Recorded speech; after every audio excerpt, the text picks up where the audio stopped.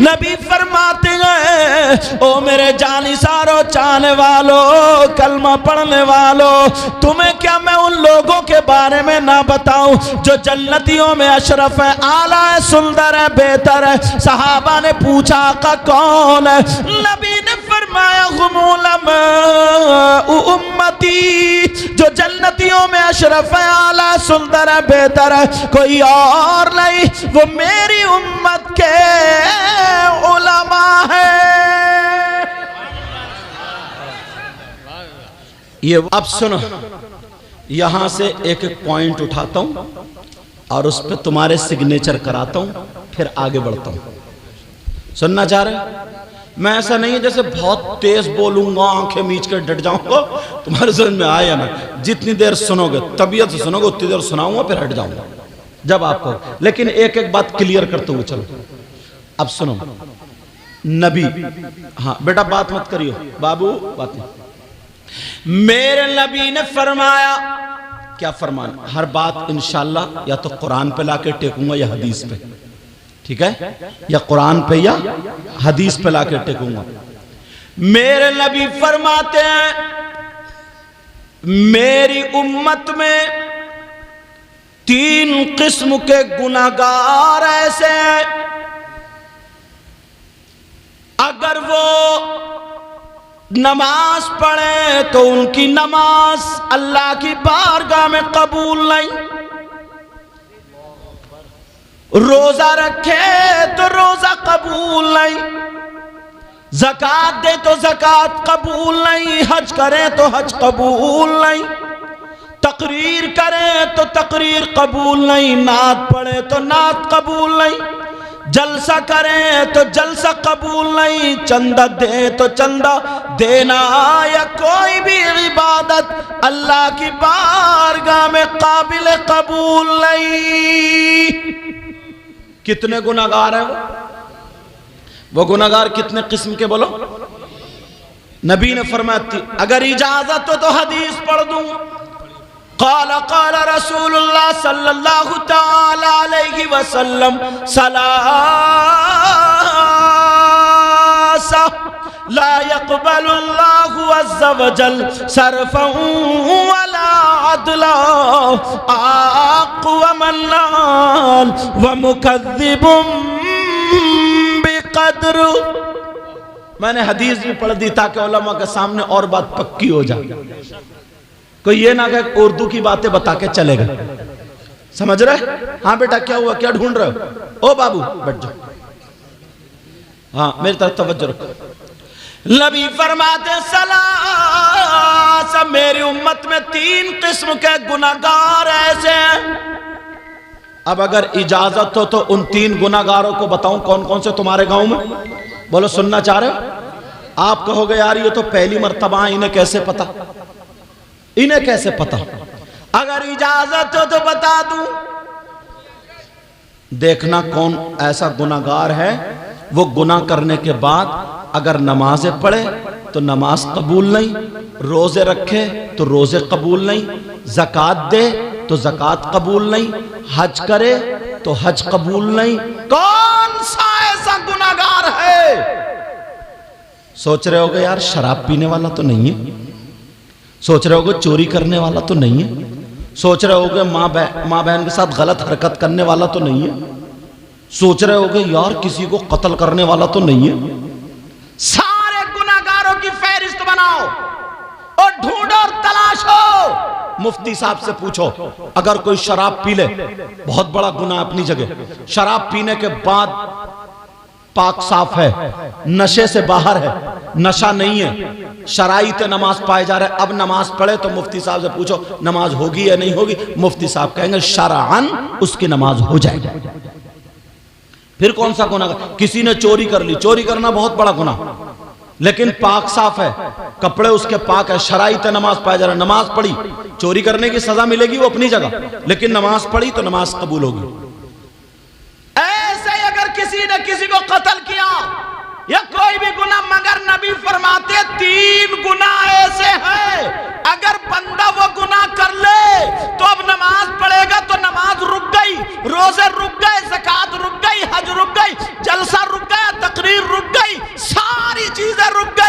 वो कौन से गुनाहगार है जरा सुनो प्यारो, जरा तवज्जो करो, ध्यान दो। हदीस पेश कर दी है मैंने, तर्जमा करना है। लोग सोच रहे होंगे बहुत बड़े गुनाहगार हैं। 50% लोग इस गुनाह में फंस चुके हैं। हजरत कितने? कम से कम 50% लोग इस गुनाह में फंस गए। अल्लाह खोलूं?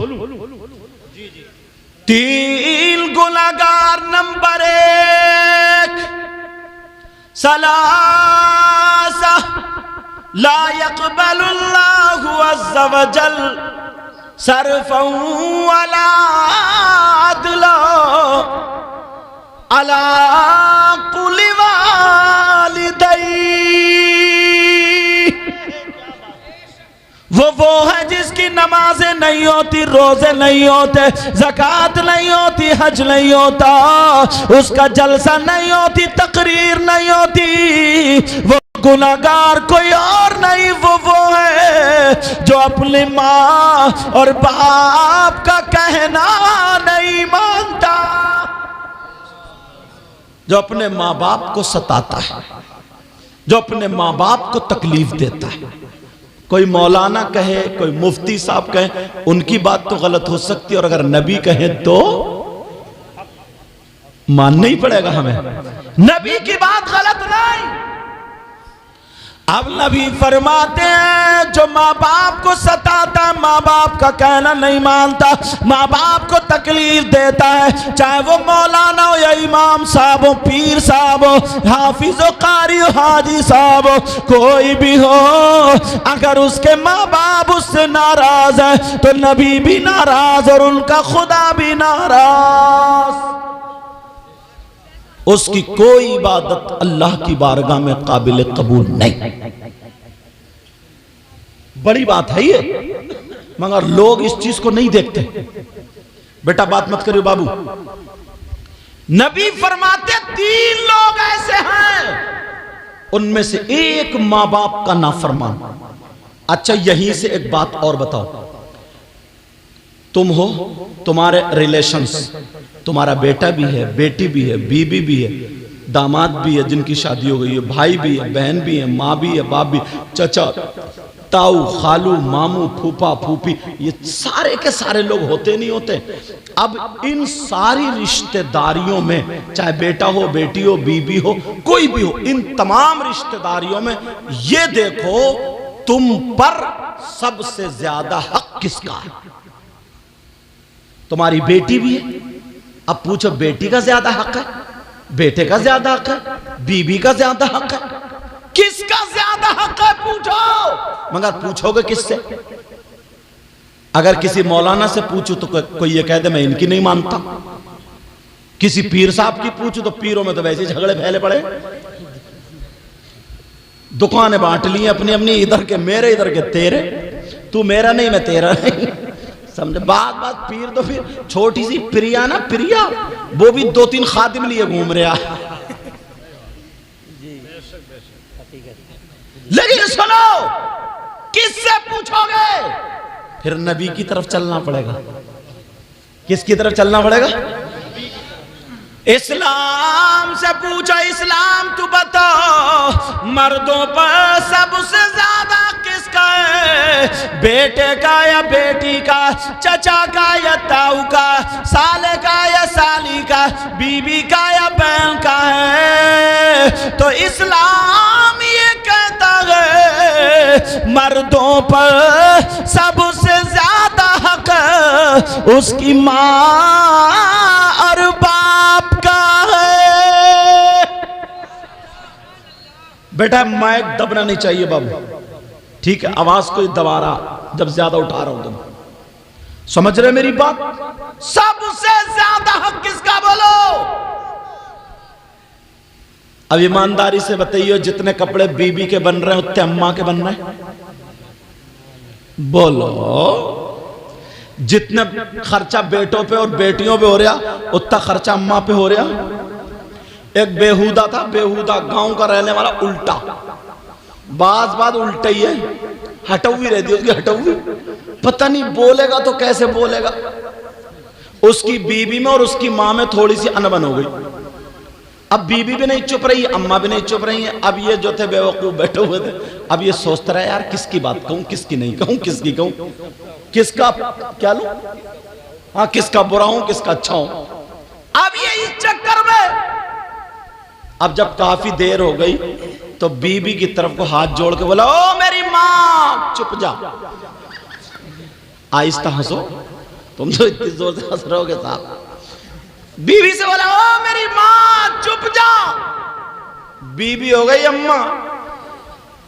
और अगला जुमला सुनो क्या बोला, अगला भी तो सुनो।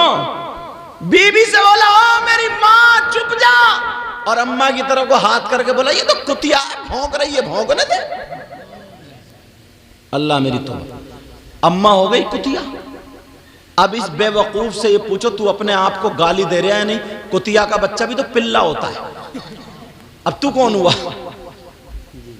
पिल्ला ही तो हुआ। कुतिया का बच्चा कभी इंसान होता है क्या? तो तूने तो अपनी मां को कुतिया बना दिया, अब मैंने पिल्ला बना दिया। लेकिन जरा सोचो, जरा तवज्जो करो, जरा गौर करो। मैं जिम्मेदारी से बोल के जा रहा हूं। नबी फरमाते हैं, अगर जिसके माँ बाप नाराज हैं उसकी दुनिया भी बेकार, उसकी आखिरत भी बेकार। हजरत बायजीद बुस्तामी 12 साल जंगल में रहे और एक रिवायत में 20 साल। कहां रहे बोलो? जंगल में। अल्लाह अल्लाह अल्लाह। जंगल में रहने वाला ना मूछे कटवाई, ना दाढ़ी, ना बाल, तो कैसा हो गया होगा? 12 साल के बाद जब मां के पास आए, इबादत ही करते रहे। 12 साल या 20 साल में तो विलायत मिल जाना चाहिए, वली हो जाना चाहिए, मगर नहीं। जब आए मां के पास, मां ने देखा, सीने से लगा लिया। कहा, मेरे लाल तू कैसा हो गया, बाल तो कटा लेता। कहा, मां मैं तो अल्लाह ही अल्लाह, अल्लाह को राजी कर रहा था। कहा, बेटा ये बता, तुझे विलायत मिल गई, अल्लाह राजी हो गया? कहा, मां पता नहीं मां, मुझे अभी विलायत नहीं मिली है। इसी मां ने सीने से लगाया, आंखों में आंसू आ गए और रो करके बगल में से बेटे की हाथ निकाल के दुआ कर दी, ऐ अल्लाह मेरा बेटा अपनी मां से 12 साल जुदा रहा, ऐ अल्लाह मेरे बेटे को विलायत अता कर दे। हजरत बायजीद बुस्तामी फरमाते हैं, मैं 12 साल जंगल में अल्लाह की इबादत करता रहा तो मुझे नहीं मिला। जब मां ने सीने से लगा करके 2 मिनट में दुआ दे दी तो अल्लाह ने मुझे वली बना दिया। ये माँ बाप की दुआ। अच्छा, तुम चाहते हो तुम्हारी दुआएं कबूल हो जाए? चाहते हो नहीं चाहते? मैं भी चाहता हूं, और यही वजह तुम मजार शरीफ पे जाते हो, और जाना भी चाहिए।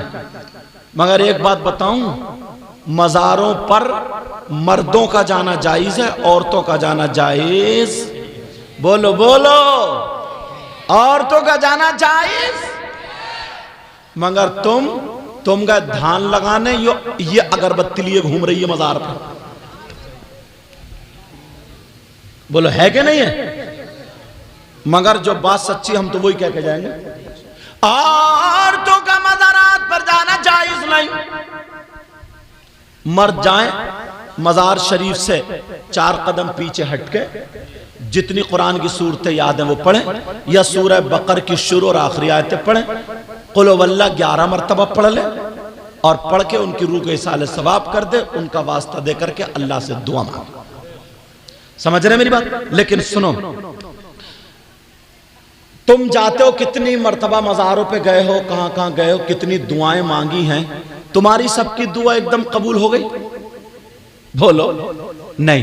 अगर सबकी दुआ एकदम डायरेक्ट अगर कबूल होती ना, तो अब तक पड़ोसी को मरवा चुका होता, क्योंकि अपनी दुकान पे इतना ध्यान नहीं दे रहा जितने पड़ोसी की चल रही है उस पर ध्यान दे रहा। इतना जलन, इतना हसद भरा पड़ा। अब तो नमाज भी पढ़ रहा है मगर अंदर काला काला। हाजी जी हज करिए मगर गांव में फसाद फैलाए बड़ा। वैसे हाजी है मगर गांव में झगड़ा फैलाए बड़ा यार। दिल अभी भी सही नो, राजनीति में ले गया मस्जिद मदरसे को। हाजी जी हैं, मेंढ पे मेंढ काट रहा, मेंढ पे मेंढ झूठ बोल बोल के झगड़े करा रहा। लेकिन दिल साफ करो, जो मैं कह रहा हूं सुनो, तवज्जो रखो मेरी तरफ। सुनना चाह रहे हो? तुम चाहते हो तुम्हारी दुआएं कबूल हो जाए, तो एक बार का मैं भी बताऊंगा, जहां पर अगर चलोगे ना तो दुआएं कबूल हो जाएंगी। चलोगे? सब लोग जाओगे? तो यार तुम तो 2 भगोने बिरयानी खा जाओगे। अच्छा नहीं खाओगे? अभी मैंने तकरीर तभी तो करी, मैंने कहा थोड़ा कम खाइयो, कम खाना इबादत है। मुझे मालूम है कि नहीं खाओगे डोंगे का तुम क्या हाल करते हो, मुझे सब पता। औरतें तो बेचारी खाएंगी तो फिर पन्नी में भी ले जाएंगी कि शाम को कौन बनाएगा, चल इसी को गर्म करके खा लेंगे। चाहे लड़की वाले की बेइज्जती हो, मर जाए, बारात लौट जाए, मगर इसकी पन्नी में जरूर लौटा जाएगा। अब जरा सुनो,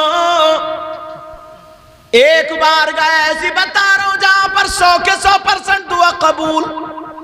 सोच रहे होगे ना हजरत बड़ी दूर से आए, बड़ी दूर से, ये वहीं कहीं मजार पे ले जाएंगे, खानका पे। इतने पैसे तो हमारी जेब में भी नहीं है, कैसे जाएंगे, किराया लगाएंगे। और हाँ, जो जगह मैं बता रहा हूं ना, वहां पे मर्दों का ही जाना जायज नहीं, औरतों का जाना भी जायज है। किनका बोलो? जहां जाना जायज नहीं है वहां तो एक खुच्चड़ काट रही है, कबड्डी खेल रही है। और जहां जाना जायज हो गया तुम्हें कदम रखने को जगह भी नहीं मिलेगी। लेकिन मैं ये बता रहा हूं वो बारगाह कौन सी है जहां पर 100 के 100% दुआ कबूल। लिखने वालों लिख लो, एड्रेस लिख लो, पता लिख लो, कहीं भूल मत जाना, वरना मोबाइल में सेव कर लो। वो बारगाह कौन सी है सुनो, मेरी माँ और बहनें भी सुन ले। वो बारगाह कोई और नहीं है, वो बारगाह तुम्हारी माँ और तुम्हारे बाप, तुम्हारे माँ बाप की बारगाह। माँ बाप को राजी कर लो, अगर माँ बाप राजी हो गए, माँ बाप की खिदमत कर लो। माँ बाप खिदमत करके अगर तुमने उनको राजी कर लिया तो खुदा की कसम, अगर माँ बाप तुम्हारे लिए दुआएं कर दे तो माँ बाप की दुआ रद्द नहीं हो सकती। इसलिए ये कोई मौलाना नहीं कहता, ये कोई मुफ्ती साहब नहीं कहते, ये कोई पीर साहब नहीं कहते, कोई आलिम साहब नहीं कहते, ये नबियों के सरदार फरमाते हैं। नबी फरमाते, हदीस सुनो, पूरी दुनिया गलत हो सकती है मगर हदीस गलत नहीं हो सकती। नबी फरमाते, दुआउल वालिदैन अना औलादिहिमा का दुआई नबी जी अनुम्मती ही। नबी का फरमान, माँ बाप की दुआ औलाद के हक में ऐसी होती है जैसे मुझ मोहम्मद की दुआ मेरी उम्मत के हक में होती है। अच्छा मुझे ऐसा लगता है आप लोगों के नारे याद नहीं है। अच्छा स्टेज वालों के भी याद नहीं है मुझे लगता है। अच्छा है और मैक वालों की भी उंगली उसी पे रखी है, कभी टी कर दे कभी सी कर दे। अब के इन्हीं से नारा लगवाऊंगा। क्या नाम भैया तुम्हारा? नाम बताइए बेटा, नाम क्या तुम्हारा? सलमान। हाँ नारा तो याद हो गई यार, है? आधा याद होगा, चलो आधा कोई बात नहीं है। इतने जलसों में ये मैग ले गए होंगे, अब तो इनका याद हो ही चुका होगा थोड़ा बहुत। लेकिन नबी फरमाते, दुआउल वालिदैन अल औलादिहिमा का दुआइन नबी अल उम्मतिही। नबी फरमाते, माँ बाप की दुआ औलाद के हक में ऐसी होती है जैसे मुझ मोहम्मद की दुआ मेरी उम्मत के हक में होती है। अल्लाह। अब बताओ माँ बाप की दुआएं लोगे? हाँ अच्छा कुछ लोग सोच रहे होंगे यार हमारे माँ बाप तो अब गुजर गए, हम क्या करें? उनके लिए भी एक फार्मूला बता दूं भाई। कुछ बुजुर्ग भी हैं जिनके माँ बाप गुजर गए होंगे तो वो क्या करें? अच्छा, सही बात है। उनके लिए एक फॉर्मूला बड़ा प्यारा है। वो जुमेरात के दिन या जुमे के दिन या पीर के दिन कब्रिस्तान जाएं।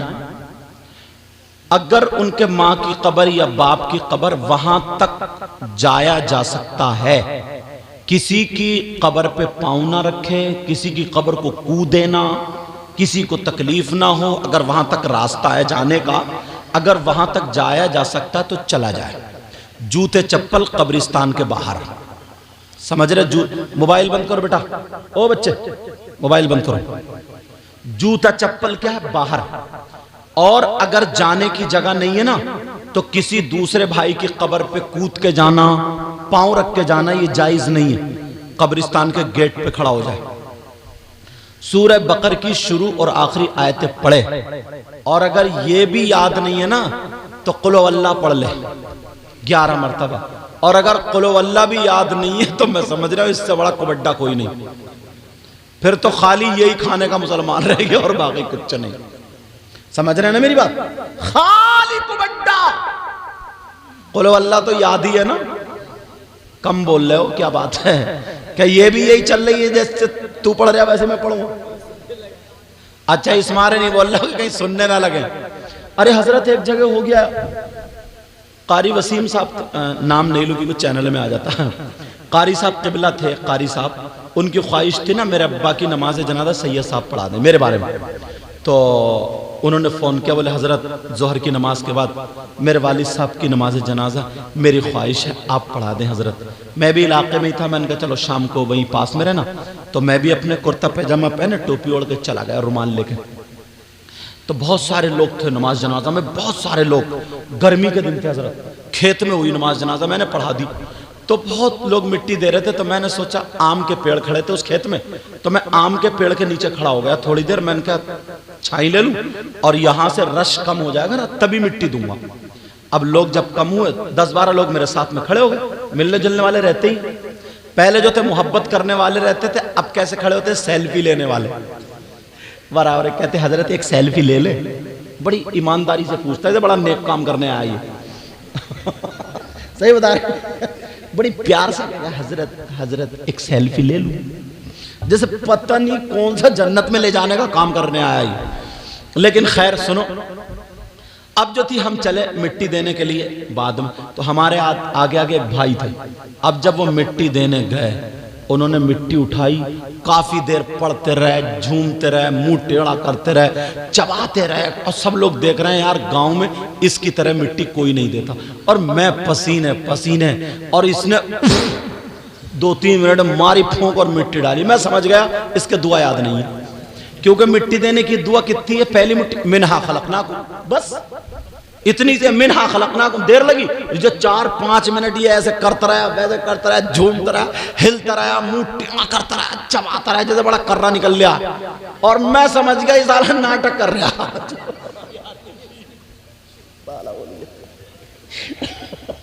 समझी, नाटक कर रहा।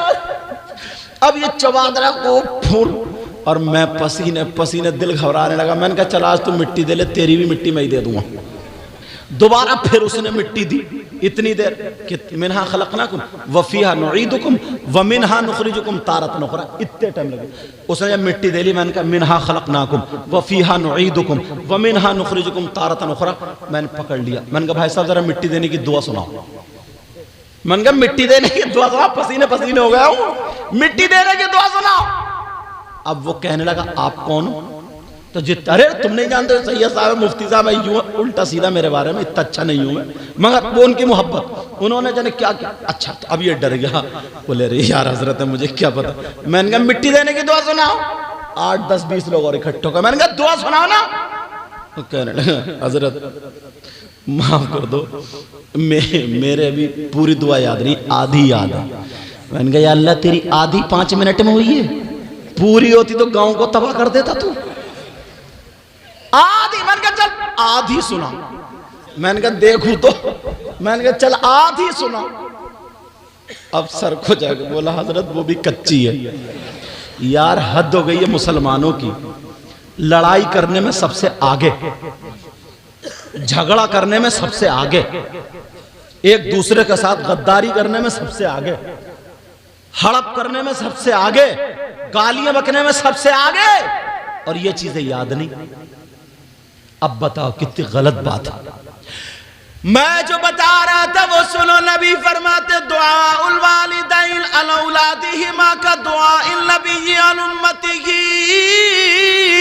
नबी फरमाते माँ बाप की दुआ औलाद के हक में ऐसी होती है जैसे मुझ मोहम्मद की दुआ मेरी उम्मत के हक में होती है।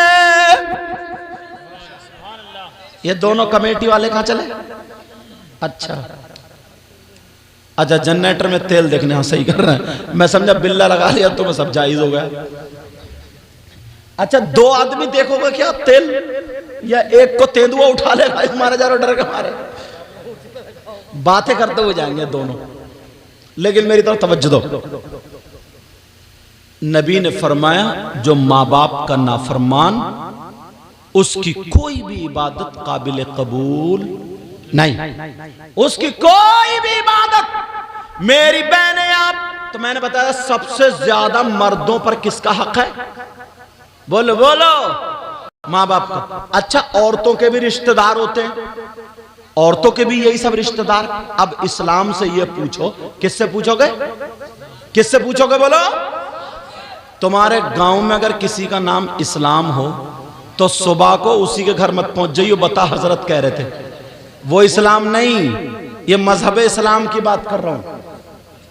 इस्लाम से पूछो औरतों पर सबसे ज्यादा किसका होता है, तो मजहब इस्लाम ये कहता है औरतों पर बेटी से ज्यादा, बेटे से ज्यादा, भाई से ज्यादा, माँ से ज्यादा, बाप से ज्यादा और सारे रिश्तेदारों से सबसे ज्यादा औरतों पर उनके शौहर का हक होता है। किसका होता बोलो? किसका होता बोलो? मगर कई कई बच्चों की अम्मा हो गई और अब भी मैके वालों के कहने में चल रही है। इसी वजह से घर में लड़ाई।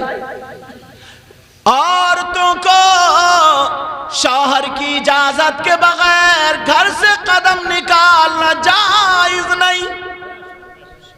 औरतों को मर्दों की इजाजत के बगैर घर से कदम निकालना जायज नहीं। मगर हमारे और आपके घर की जाती है तो इजाजत लेके जाती है क्या? एक जुमला कह दूं, हंसियो मत। इजाजत की बात कर रहे हो, इजाजत ले रही हैं। तुम गए धान लगाने और ये गई मोहल्ले में आग लगाने, ये इजाजतें चल रही है। औरतों को शौहर की इजाजत के बगैर घर से निकलना जायज नहीं। याद रखिए मेरी बात। सैयदा फातिमा, अल्लाह बड़ी प्यारी बात आ रही, सुन लोगे? मेरे नबी की बेटी सैयदा फातिमा, एक दिन हजरत अली और सैयदा फातिमा में थोड़ी सी अनबन हो गई। मगर वो अनबन तुम्हारी वाली नहीं थी जो गाली देते हो नानी तक को नहीं छोड़ते हो, समझ रहे? एक बात थोड़ी सी ऐसी लग गई। सैयदा फातिमा ने सोचा मैं अली तक कैसे बात पहुंचवाऊं। अली उधर बैठे थे, फातिमा इधर बैठी थी। अली उधर खामोश थे, फातिमा इधर थी। फातिमा ने सोचा लाओ अली को आज थोड़ा सा बोलती हूँ। सैयदा फातिमा गई और हजरत अली के पास जाकर के खड़ी होके बोली अस्सलामु अलैकुम व रहमतुल्लाह। सलाम किया। हजरत अली ने जवाब दिया वालेकुम अस्सलाम व रहमतुल्लाह। हजरत अली जब घर में आते थे ना तो सलाम करते थे, सलाम। मेरे नबी भी जब घर में जाते थे तो क्या करते थे? सलाम करते थे। तुम घर में जाते हो तो सलाम करते हो? बीबी को सलाम करना जायज है, मगर बाज बाज बीबी को पांव की जूती समझता है। ये कहता महीने में जितना ठोक लो, जितना मार लो, पीट लो, हाथ पांव तोड़ दो, दो चार पटकियां मार दो, तो ये माना जाता कि मैं हूं मर्द। वो मर्द नहीं, वो बेहूदा बेहूदा। उस बेचारी ने क्या बिगाड़ा तुम्हारा? मगर बाद मेरी बहन भी इतनी उल्टी है, जब तक इसकी महीने में एक मर्तबा सर्विस ना हो ना, ये भी सही नहीं चलती है। अच्छा हजरत, बात सच है कि नहीं? कह रहे सही है, तजर्बा इन्हें भी हो गया लग रहा। अब मैं हंसूंगा तो मैं अपने स्टाफ पे रख के तो कहूंगा, समझे, संभाल तो लूंगा क्योंकि ये मेरे स्टाफ के हैं, मगर तजर्बेकार लग रहा है। लेकिन मेरी तरफ तवज्जो दो। सैयदा फातिमा बोली अस्सलामु अलैकुम व रहमतुल्लाह। ओ बच्चों, फिर तुम यार मोबाइल देखने लगे यार।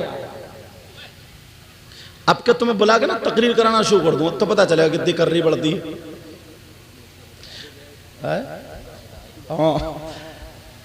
और मैं कितनी मुश्किल से तुम्हें रोक रहा हूं, बीच बीच में इंजेक्शन लगाने पड़ रहे हैं तुम्हारे, तब तो तुम रुक रहे हो। थोड़ी देर 5 मिनट लाइन पे आता हूं, फिर तुम सुस्त पड़ जाते हो।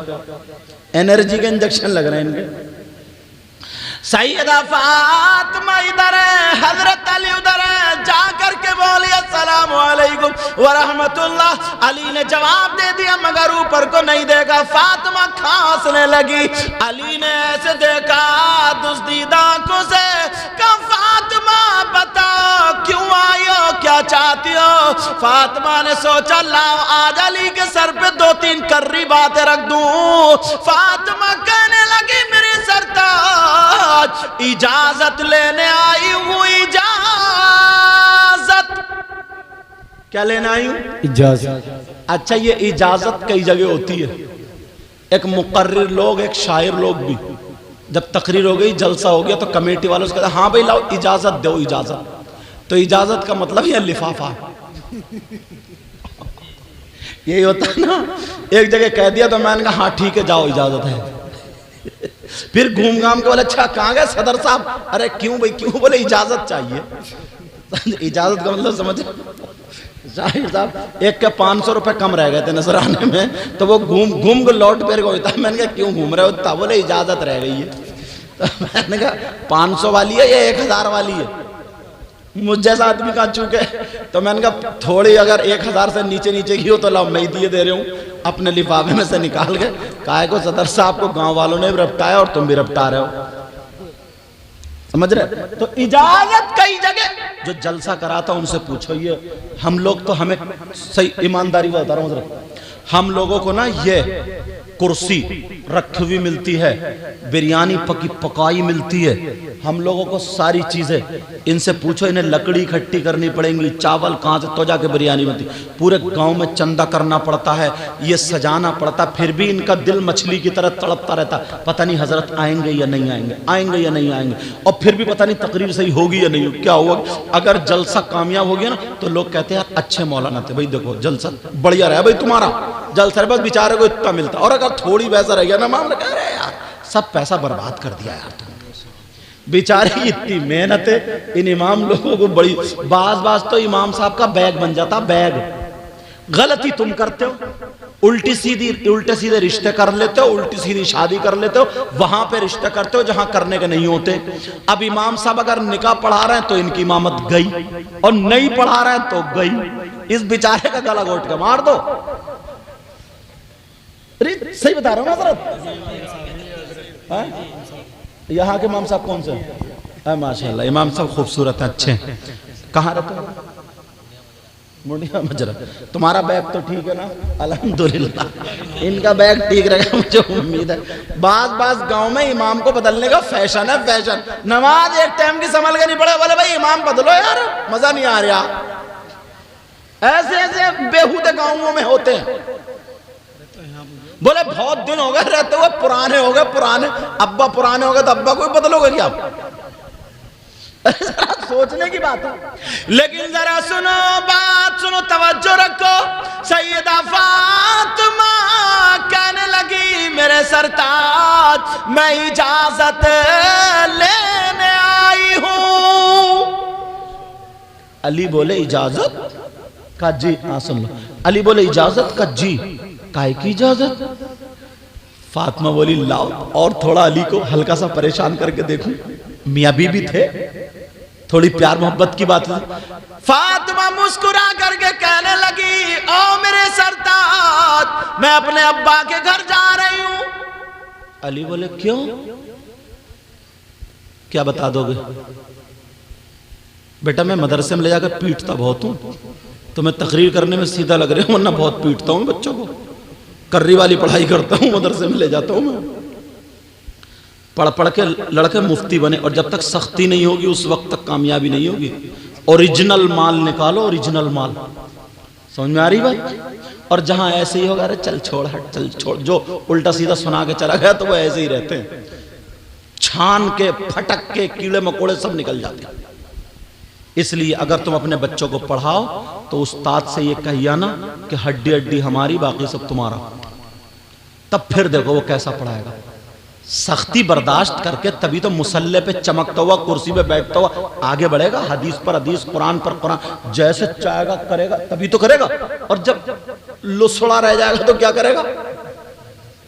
बहुत सारे अपने बच्चों का पाठ भरते, पाठ मत भरियो बेटा। अगर तुम पढ़ाते हो बच्चों को तो इमाम साहब के पास या कारी साहब किसी कह दो, जितना मारा जाए मार लो, लेकिन कामयाब मुसल्ले पे खड़े हो गए ऐसा पढ़े कि लगे कि हाँ कुरान पढ़ रहे आप। समझे? समझ रहे मेरी बात? हाँ या ना तो बोली दो अल्लाह के बंदो। अच्छा 2 मरतबा बोली। लेकिन सैयदा फातिमा ने सोचा कि चलो अब मैं अली पे थोड़ी सी बात ज़बर रख दूं। फातिमा कहने लगी, मेरे सरताज, मैं अपने अब्बा के घर जा रही हूँ। हजरत अली कहने लगे, फातिमा क्यों जा रही हो? हजरत अली ने जब कहा तो फातिमा मुस्कुरा करके कहने लगी, ओ मेरे सरताज, मैं आपकी शिकायत करने जा रही हूँ। जब इतना का शिकायत, हजरत अली की आंखों में आंसू आ गए, चेहरे से निकल के, दाढ़ी से निकल के यहां का पैराहन भीग गया। हजरत अली की आंखों में आंसू। अब जब आंसू देखे फातिमा नरम पड़ गई। कहा, अली सरताज क्या बात है, क्यों रो रहे हो? अली कहने लगे, फातिमा मेरे दिल में एक बात बड़े दिनों से थी। फातिमा तुम मेरे घर में कई दिन भूखी रही, तुमने सूखी रोटी खा ली, नमक से रोटी खा ली, एक जोड़ी कपड़े में फातिमा तुमने गुजर बसर कर ली, और फट जाते थे तो पेमद लगा लिया करती थी। फातिमा मैं चाहता था मेरी फातिमा मुझसे कुछ मांगे, मगर तुमने अभी तक कुछ नहीं मांगा। फातिमा मेरी चाहती, अगर मेरी जान मांगेगी फातिमा दे दूंगा, मगर आज तुमने मांगी तो मांगी, मेरी शिकायत के लिए इजाजत मांगी, और वो भी मेरे नबी से। बेटी अपने बाप से जाकर शिकायत करेगी। हजरत अली कहने लगे, फातिमा तुम्हें इजाजत है, मगर जाते जाते दुआ कर जाओ, जब तुम नबी के पास पहुंचो उससे पहले अली का इंतकाल हो जाए। फातिमा आज तक मेरी शिकायत नहीं पहुंची, मेरा इंतकाल हो जाए। फातिमा बैठ गई, अपना दुपट्टा लिया, अली के आंसू पोंछे। अली क्या मेरा इतना भी हक नहीं है मैं थोड़ी मजाक कर लूं? अली मैं तो ऐसे ही कह रही थी, मैं और अपने बाप से और अपने अली की शिकायत। अली मैं 3 दिन भूखी रही, मगर कभी मेरे चेहरे पे शिकन तुमने देखी? अली मैंने एक जोड़ी कपड़े में एक साल गुजार दिया, कभी शिकायत मेरे मुंह पे आई? अली मैंने सूखी रोटी नमक से भिगो के खाई, मगर आज तक मेरी जबान पे कभी कुछ आया? अली तो मैं इतनी सी बात की शिकायत कैसे कर सकती हूँ? अली मुझे माफ कर दो। अली मुझे माफ कर दो। हजरत अली कहने लगे फातिमा तुम मेरे लिए दुआ करना, जाओ जाओ तुम्हें इजाजत है, और दुआ ये करना वहां पहुंचने से पहले पहले या अल्लाह अली को मौत दे दे। फातिमा ने अली के मुंह पे हाथ रखा, कहा मेरे सरताज मेरा दिल फट जाएगा, आगे मत बोलो। अब अली भी रो रहे, फातिमा भी रो रही, और फातिमा रो करके दुआ का हाथ उठा लेती है, अपना आंचल उठा के कहती है ऐ अल्लाह मेरे अली की उम्र और इज्जत में बरकते अता फरमा दे। बेशक सुभान। कौन बीबी है जो आज ऐसी दुआएं कर रही।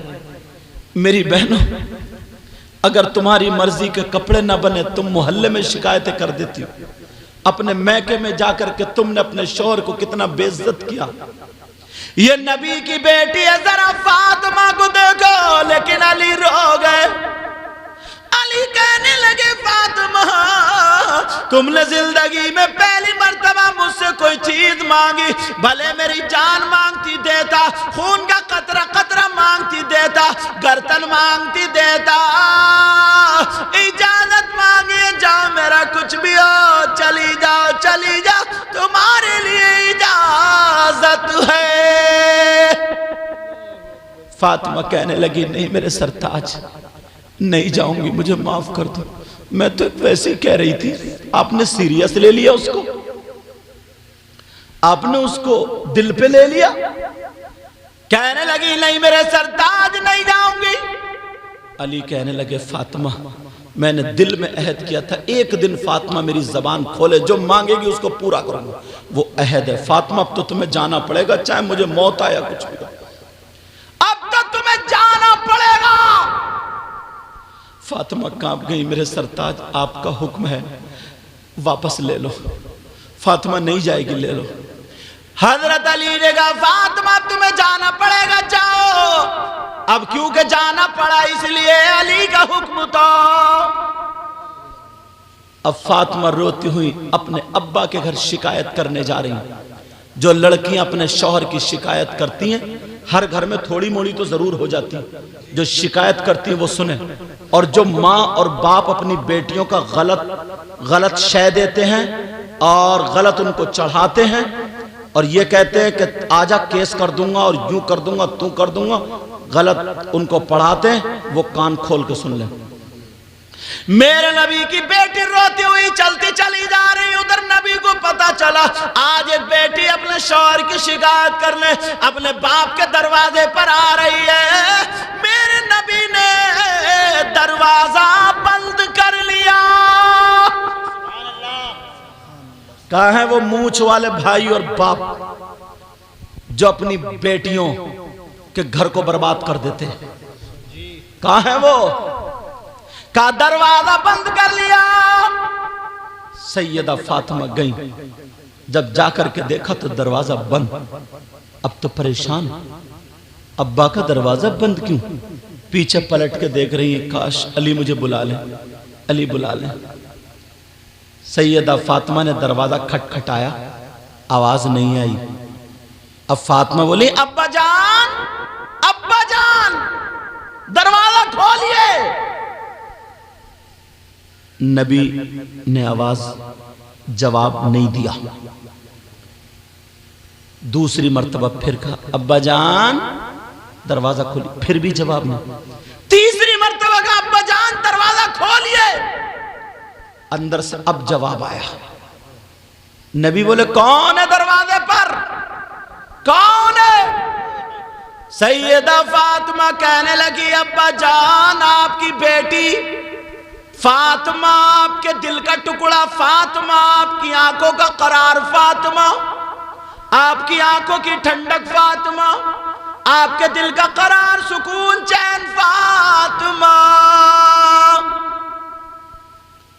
नबी बोले कौन फातिमा, कौन दिल का टुकड़ा, कौन आंखों की ठंडक, कौन दिल का सुकून चैन करार?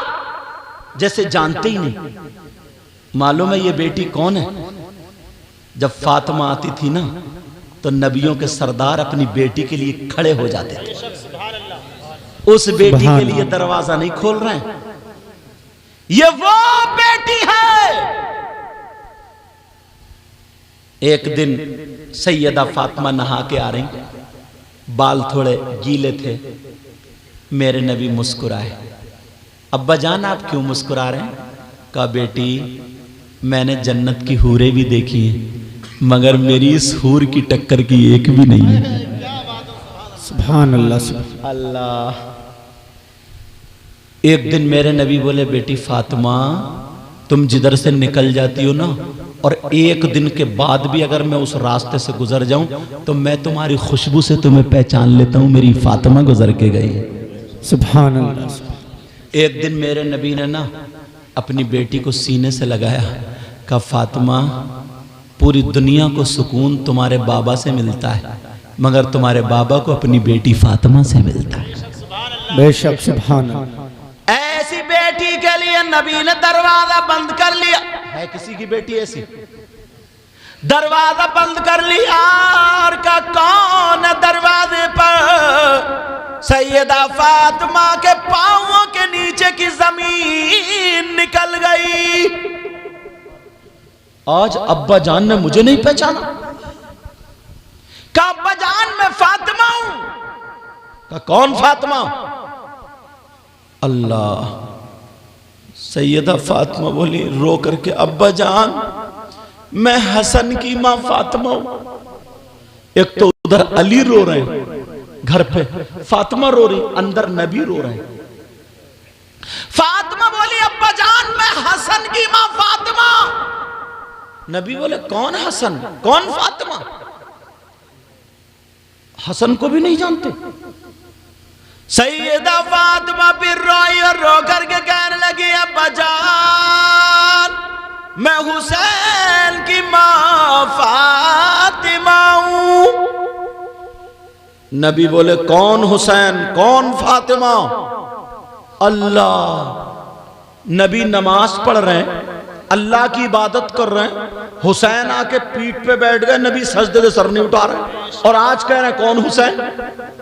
नबी जुमे के दिन खुतबा पढ़ रहे हैं, हसन हुसैन हुजरे से निकले गिरे, नबी ने खुतबा रोक दिया, जाकर के उठाया मिंबर के पास रख के बोले अल्लाहुम्मा इन्नी उहिब्बुहुमा फअहिब्बहुमा व अहिब्ब मन युहिब्बुहुमा। ऐ अल्लाह मैं इनसे मोहब्बत करता हूं, तू भी इनसे मोहब्बत करना और जो इनसे मोहब्बत करे क़यामत तक तो उनसे मोहब्बत करना। और आज कह रहा है कौन हुसैन कौन फातिमा? एक दिन नमाज को जा रहा, रोने की आवाज आ गई। कहा बेटी बच्चों को मत रुलाओ, छुपा लो, इनके रोने से तुम्हारे बाबा को तकलीफ होती है। और आज कह रहे कौन हुसैन कौन फातिमा? कितनी बड़ी बात है। अल्लाह। सैयदा फातिमा कहने लगी अब्बा जान मैं आपकी बीबी खदीजतुल कुबरा की बेटी फातिमा हूं। नबी ने फरमाया कौन खदीजा कौन फातिमा? अल्लाह। अब तो फातिमा ने सारे जितने रिश्ते करीबी थे सब पेश कर दिए। सैयदा फातिमा बाहर रो रही है, अली घर पे रो रहा है, नबी अंदर रो रहा है। फातिमा रो करके कहने लगी अब्बा जान दरवाजा खोलो, मैं आपकी बेटी फातिमा हूं, दरवाजा नहीं खुला। लेकिन फिर रो करके कहने लगी अब्बा जान मैं अली की बीबी फातिमा हूं। नबी ने फरमाया अगर अली की बीबी फातिमा तो पहले अली से जाकर के माफी मांगे, पहले अली को राजी कर ले। अगर अली ने माफ कर दिया तो बाबा का दरवाजा खुल जाएगा। सुभान अल्लाह। नारे तकबीर, नारे तकबीर, नारे रिसालत, मसलके आला हजरत सैयद मुकीमुर रहमान साहब क़िबला, जश्न आमद मुस्तफ़ा, अरकान कमेटी, नारे तकबीर, नारे रिसालत। अब जरा मुझे बताओ दरवाजा खुल जाएगा। सैयदा फातिमा वापस आ गई दरवाजे से। अल्लाह इतनी चहेती बेटी, सैयदों की दादी। मेरे नबी फरमाते मेरी बेटी ना फातिमा जन्नती औरतों की सरदारा है। वो बेटी दरवाजे से वापस आ गई, रोती हुई जा रही है। हजरत अली के पास रोती हुई जाके कदमों पे गिर गई और कहने लगी, मेरे सरताज मुझे माफ कर दो, मुझे माफ कर दो। मेरे अब्बा मेरे लिए तड़पा करते थे, मेरे अब्बा मेरे लिए परेशान रहते थे, मगर आज मेरे लिए दरवाजा नहीं खोला। मेरे सरताज दरवाजा बंद रखा, पहले अली से माफी मांगो। तो ओ लोगों सुनो, हजरत अली ने लात नहीं मारी, पाँव नहीं मारा, गाली नहीं दी, धक्का नहीं दिया। जो लोग अपनी बीवियों पे डंडा तमाचा उठाते जरा सुनो, हजरत अली ने मोढ़े पकड़े और उठा करके सीने से लगा लिया और पेशानी को चूम कर रो के कहने लगे, फातिमा तुम्हारा मकाम वो नहीं बल्कि अली का दिल है। अल्लाह अल्लाह अल्लाह, ये देखो अब फातिमा भी रो रही है, अली भी रो रहे हैं। कहा फातिमा आज से मेरा दिल मत तोड़ना। कहा नहीं मेरे सरताज। इतने में मेरे नबी भी रोते हुए निकल आए और दरवाजे पर रोए खूब। मेरी बेटी आज घर से चली गई, रोती हुई दरवाजे से चली गई। मेरे नबी सीधे रोते हुए अली के दरवाजे पर पहुंचे। किताबों में आता है नबी इतना रोए, यहां का जो पहने हुए थे ना पैरा वो भीग गए। अल्लाह इतना रोए इतना रोए। अब दरवाजे पे खड़े होकर कह रहे हैं ये मेरी बेटी फातिमा का घर है, ये हसन की माँ फातिमा का घर है, ये हुसैन की माँ फातिमा का घर है, ये मेरी बीबी खदीजतुल कुबरा की जो बेटी फातिमा उनका घर है, ये अली का घर है। इतने में फातिमा के कानों में आवाज गई। फातिमा अली से बोली मेरे सरताज 1 मिनट के लिए मुझे छोड़ दो, क्योंकि एक दूसरे के सीने से तनक 1 मिनट के लिए छोड़ दो, मुझे लगता है मेरे बाबा की आवाज है। हजरत अली ने अपने हाथ खोल दिए तो जब जा करके देखा नबी आ रहे थे, उधर से रोते हुए नबी आगे बढ़े, इधर से फातिमा बढ़ी और जा करके अपने बाबा की गर्दन में हाथ डाल के चिपट गई। इतना रोई इतना रोई इतना रोई, सीने पे हाथ रख के कहने लगी अब्बा जान मुझे माफ कर दो। अब्बा आपने मुझे पहचाना नहीं था, मेरी माँ भी दुनिया से चली गई थी। अब्बा जान क्या आपने मुझे पहचाना नहीं था? मैं दरवाजे पे खड़ी हुई बोल रही थी। मेरे नबी बोले ओ अली मेरी बेटी फातिमा को संभालो वरना मेरा दिल फट जाएगा। लेकिन नबी कहने लगे बेटी मैंने तुम्हें पहचान लिया था, मैं तो तुम्हें तुम्हारी आहट से पहचान लेता हूँ। अब्बा जान फिर दरवाजा क्यों नहीं खोला? नबी कहने लगे बेटी आज तुम बेटी होने की हैसियत से अपने बाप के दरवाजे पे खड़ी थी, तो मैं नबी हो करके अपनी बेटी को दरवाजे पे नहीं देख रहा था, बल्कि क़यामत तक के मुसलमानों की बेटियों को उनके बाप के दरवाजे पे देख रहा था। अगर आज मैं शिकायत सुनने के लिए दरवाजा खोल देता तो क़यामत तक के मुसलमानों के लिए उनकी बेटियों के लिए दरवाजा खुल जाता।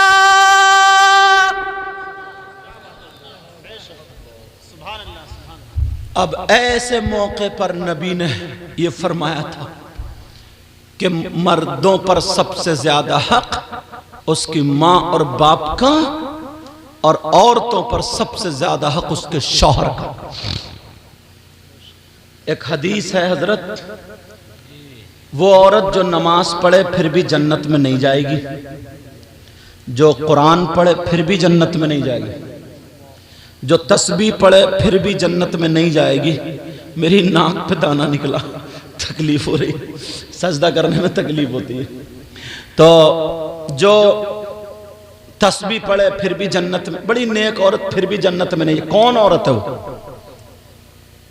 नबी फरमाते हैं वो औरत है जो अपने शौहर से लड़ती है, वो अपने शौहर का कहना नहीं मानती है, अपने शौहर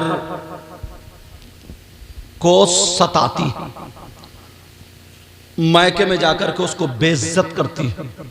नबी फरमाते हैं यहां तक झगड़ा हो जाए उन दोनों में, रह घर में रह खा रहे घर में, शौहर का बिस्तर अलग, बीबी का अलग, एक दूसरे से रात को बोले नहीं, तो नबी फरमाते ऐसी औरत कितनी नमाजें पढ़े, कितने रोजे रखे, कितने हज करे, क्योंकि अल्लाह के बाद सबसे ज्यादा उसके शौहर का वो हुकूकुल इबाद में गिरफ्तार है। नबी फरमाते हैं जब तक वो माफ ना कर दे तो वो जन्नत में नहीं जा सकते। बड़ी बात है ये मेरी बहनों के लिए। आज दुपट्टा उड़ाए ऐसे फेंका और घर बैठी है, उमा जाके फोन कर रही है घर आ गई हूं मैं घर। अब सुनो, एक शौहर वो है जो नमाज पढ़े, रोजे रखे, सब कुछ करे, मगर उसका हश्र जालिम बादशाहों के साथ होगा। जालिम बादशाह कौन है? फिरौन, कारूद, नमरूद, हामान, शद्दद। आज के मैं जालिमों का नाम ही नहीं लेता, सब समझदार हैं, समझे। जालिम बादशाहों के साथ होगा। जालिम बादशाह कौन? फिरौन, नमरूद, हामान। नबी फरमाते हैं वो शौहर है जो अपनी बीबी पे जुल्म करता है, अपनी बीबी को मारता है, पीटता है, नाहक उसको सताता है, इल्जाम लगाता है। वो अपने चचेरे तयरे मुमेरे पुबेरे कलेरे भाई से अगर थोड़ी मोड़ी बात भी कर लेता ना तो उस पर ऐब लगाता है। ये कहता तू बदचलन है, तू गलत। मेरे इशारा समझ रहे हैं? बाज आदमी के दिमाग में कीड़ा होता, कीड़ा, उसका ये कीड़ा निकलना बड़ा मुश्किल होता है। सही बता रहा हूं हजरत में। शरीफ बीबी है, सब बातें, मगर फिर भी उस पर इल्जाम लगाता है। और कुछ हैं भी ऐसी, कई बच्चों की अम्मा हो गई, फिर भी मोबाइलों में उसकी बातें पकड़ी जा रही है। इतना संभाल के सोना चांदी नहीं रखती जितना संभाल के मोबाइल रखती है, पासवर्ड डाल के रखती है, पासवर्ड डाल के। और बात आदमी भी इतना बड़ा सनीचर है, इतना नालायक है कि कई बच्चों का अम्मा, कई बच्चों का अब्बा मोटरसाइकिल पे घुमाए फिर रहा दूसरियों को। कहां जा रहा? चाउमीन खाने, बर्गर, मोमोज, पिज्जा। तेरे मोमोज तो देख कब्रिस्तान में निकलेंगे, इतना मारा जाएगा, घेर घेर के ठिकाने लगा दिया जाएगा तुझे। हाँ हजरत, शर्म नहीं आती इसको? कई बच्चों का अब्बा हो गया और फिर भी कहा जा रहा है चाउमीन खाने जा रहा है, चाउमीन। तेरी आइसक्रीम निकलेगी। होश में आओ, होश में। मेरी बात है तुम्हें लग रही, लेकिन सुनो, अल्लाह अल्लाह मर्दों पर सबसे ज्यादा उसकी माँ और बाप का, औरतों पर सबसे ज्यादा उसके शौहर का है। नबी ने फरमाया 3 लोग वो है जिनकी कोई इबादत काबिल कबूल नहीं। एक, माँ बाप का नाफरमान। 2 बाकी है ना अभी, और 1:15 बज गया। खत्म कर दूं क्या?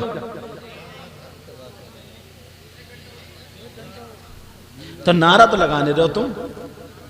अच्छा, लेकिन मैं तुम्हें सोने नहीं दे रही हूं इस वजह से।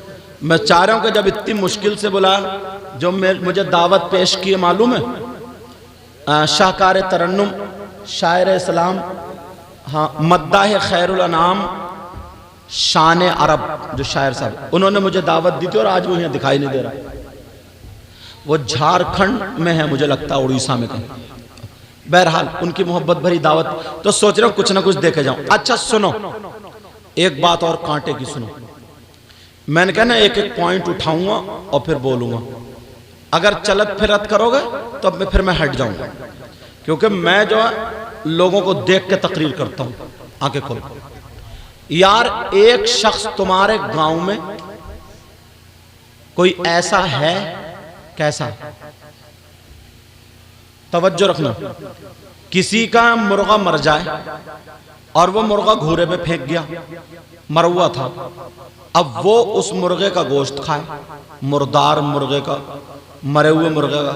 है कोई गांव में तुम्हारे यहां से? नहीं। कोई ऐसा है जो मरे हुए बकरे का गोश्त खाता हो या मरे हुए जानवर का गोश्त खाता हो? अगर कोई शख्स ऐसा हो जिसके भाई का इंतकाल हो जाए, यार उसकी बीवी बच्चे सब उसके लिए दुआ करते हैं, और वो सगा भाई आए अपने भाई का गोश्त नोच नोच के खाए, तुम्हारे गांव में कोई ऐसा है? हाँ या ना बोलो? नहीं ना। और अगर तुम्हें कोई ऐसा मिल जाए तो उससे दोस्ती करोगे? बोलो। उससे रिश्तेदारी करोगे? उसके गले में हाथ डाल के घूमोगे? और अगर तुम में से कोई हो तो तौबा करोगे? तुम में 50% निकाल के दिखाऊंगा। अभी पहली मर्तबा आया हूं, सोचोगे यार बड़ी अंदर से निकालना है। 50% तुम लोगों में और औरतों में 80%, ये 30% तुमसे आगे चल रही है इस मामलात में। 50% आप लोगों में ऐसे हैं जैसे मरे हुए भाई का गोश्त खाने वाला। आप कहोगे यार कौन से हजरत को लिया है यार तुम, लेकिन मैं किसी की बात नहीं कहूंगा। पूरी दुनिया गलत हो सकती है लेकिन कुरान गलत नहीं हो सकता। क्या हो सकता है? क्या कुरान का कोई लफ्ज गलत हो सकता है? मैं छोटी बात उठाता ही नहीं, अगर छोटी उठाऊं तो हो सकता कोई ये कह दे अरे यार नहीं मानेंगे, मगर कुरान पेश करूंगा, कुरान की आयत पढ़ूंगा तो कोई माई का लाल है ही नहीं जो ये कह दे मैं कुरान को नहीं मानता। पढ़ने जा रहा हूं, बिस्मिल्लाहिर्रहमानिर्रहीम। वला यग़तब बादुकुम बादा अयुहिब्बु अहदुकुम अन याकुला लहमा अखीहि मैतन फकरिहतुमूह।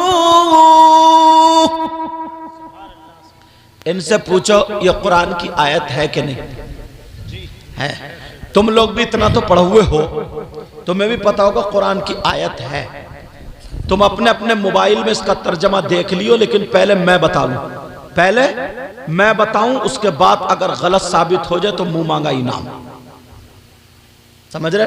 और अभी अभी अगर मैं गलत बोलूंगा तो ये उलमा मुझे पकड़ लेंगे ताकि मेरी भी इस्लाह हो जाए, वरना जिम्मेदारी से पूरे हिंदुस्तान में बोलता हूं। एक एक बात क्लियर।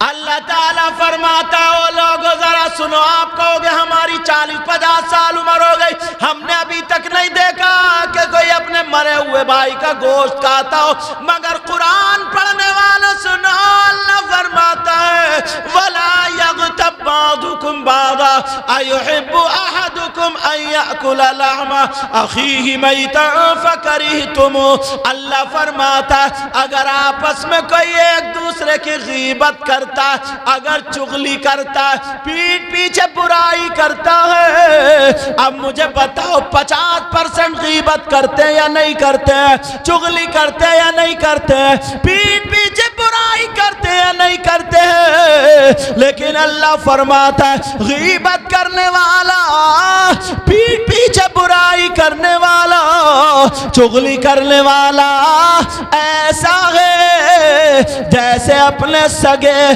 मरे हुए भाई का गोश्त खाने वाला।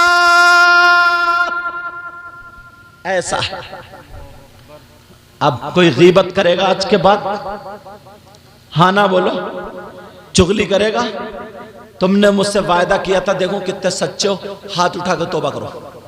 सब लोग हाथ उठाओ और तौबा करो। हाथ उठा, उलमा इसलिए उठा लें ताकि इनके सदक़े में दुआ कबूल हो। सारे लोग हाथ उठा करके बोलो या अल्लाह आज के बाद हम किसी की गीबत नहीं करेंगे, चुगली नहीं करेंगे, पीठ पीछे बुराई नहीं करेंगे, इंशाअल्लाह आपस में मोहब्बत से रहेंगे और एक दूसरे की मदद करेंगे। बोलो इंशाअल्लाह। इंशाअल्लाह। समझ रहे मेरी बात? तवज्जो रखो। औरतों से मैंने हाथ इसलिए नहीं उठवाए, मुझे उम्मीद है ये ऐसे ही मान जाएंगे, सीधी है। बोलो तुम जानते ही हो, समझे? मुझे पूरी, और हजरत भी खूब जानते हैं, मुझे पूरी उम्मीद है इंशाअल्लाह वो आज के बाद, वरना औरत अगर इनका चेकअप कराया जाए ना तो आधे आधे इनके फेफड़े खराब निकलेंगे। हाँ, और वही हसद की वजह से काले हो गए, काले जलन। अच्छा कोई वैसा नहीं, जायदाद का कोई ऐसा नहीं, इसने ऐसे कपड़े क्यों पहन लिए, इसने ऐसे क्यों पहन लिए, इसने ऐसे क्यों, इसी जलन में कुड़ गई, काली हो गई। ये जलन, ये हसद। एक तो पहले ही लड़के ना, तवज्जो रखो मेरी तरफ, बाजारें लगती थी, बाजार में क्या बिकते थे, गधे, घोड़े, बैल, बकरी, बकरे, और अब शादियों के नाम पे लड़के बिक रहे हैं। लड़के क्या बिक रहे हैं बोलो, 4-4 लाख रुपए में मंगनी चढ़ रही, मंगनी बोलो है कि नहीं, टेढ़े भेड़े बुलेट मांग रहे हैं, बुलेट। हाँ, इस कुबड़े को क्या हुआ, कुबड़े को कुबड़ा बुलेट मांग रहा। इससे ये पूछो, बुलेट की गद्दी है इधर, तेरा कूला है उधर, तू काय पे रखेगा भाई। अरे यार हंस रहे हो तुम, बात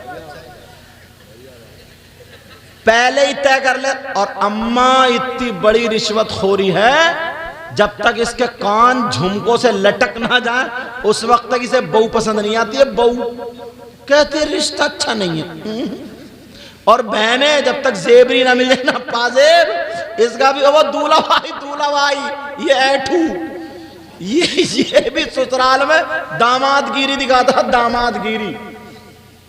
पहले अगर बड़ी लड़की का रिश्ता हुआ था ना तो इतनी कमाई नहीं थी, मोटरसाइकिल नहीं दी थी, और अब भैया कमाने लगे, बेंगलोर, मद्रास, हैदराबाद, दिल्ली, बंबई, सब में। अब छोटी बहन की शादी है, 10 साल छोटी है, उसकी शादी हो रही तो मोटरसाइकिल जा रही है। ये दामाद क्या कह रहे हैं, बोले लड़की को ले जाओ, पहले मोटरसाइकिल खड़ी करो, बाद में बैठूंगा मैं।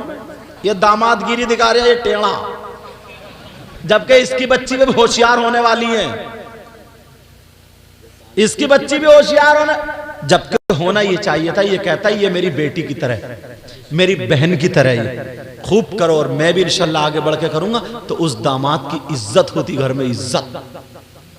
और बात तेल डाल लेगा, गाड़ी मांग निकाल लेगा, तौलिया डाल, पता नहीं क्या समझता अपने आप को, समझे।